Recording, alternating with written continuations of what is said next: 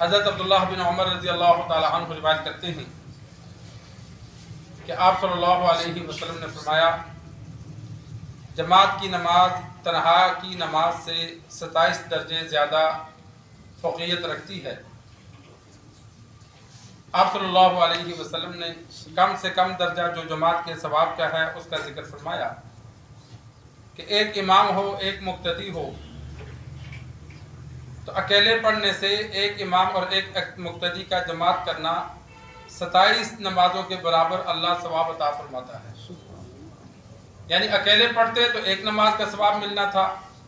جماعت کے ساتھ نماز پڑھی تو ایک کے بجائے کم از کم ثواب 27 کا ملے گا، اور ایک نیکی پر اللہ تبارک و تعالی 10 گنا بڑھا کر اجر عطا فرماتے ہیں۔ ایک نماز کے بدلے اللہ 10 نمازوں کا ثواب عطا فرماتے ہیں،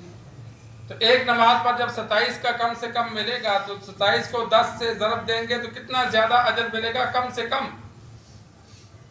پھر بعض احادیث میں موجود ہے کہ جماعت جتنی زیادہ ہوگی اتنا ہی ثواب بڑھ جاتا ہے، جتنے نمازی زیادہ ہوں گے اتنا ہی ثواب زیادہ۔ تو اس وجہ سے انسان کوشش کرے کہ نماز کو باجماعت ادا کرنے کی، الا یہ کہ ایسا شدید عذر ہو کہ انسان جماعت میں نہیں پہنچ سکتا تو پھر اکیلے پڑھ لے، ورنہ کوشش کرے۔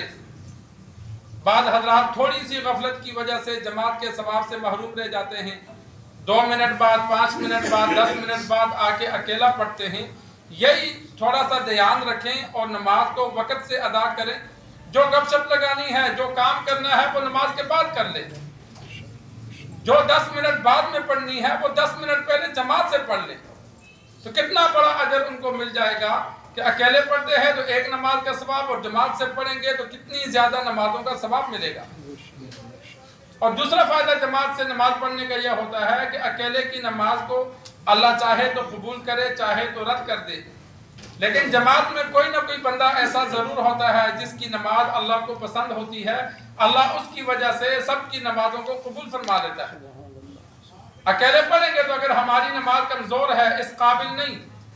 تو اللہ کے ہاں قبول نہیں ہوگی، لیکن جماعت کے ساتھ پڑھیں گے تو جن کی اللہ کو پسند ہے، جن کی نماز قبول ہے، اللہ ان کو رد نہیں کرتا، ان کے صدقے اللہ باقیوں کی بھی قبول فرما لیتا ہے۔ تو جماعت کا یہ بھی فائدہ ہے، تو انسان کوشش کر کے نمازوں کو باجماعت ادا کرنے کی فکر کرے۔ اللہ سے دعا ہے اللہ ہمیں دین سیکھ کر سمجھ کر عمل کرنے کی توفیق عطا فرمائے۔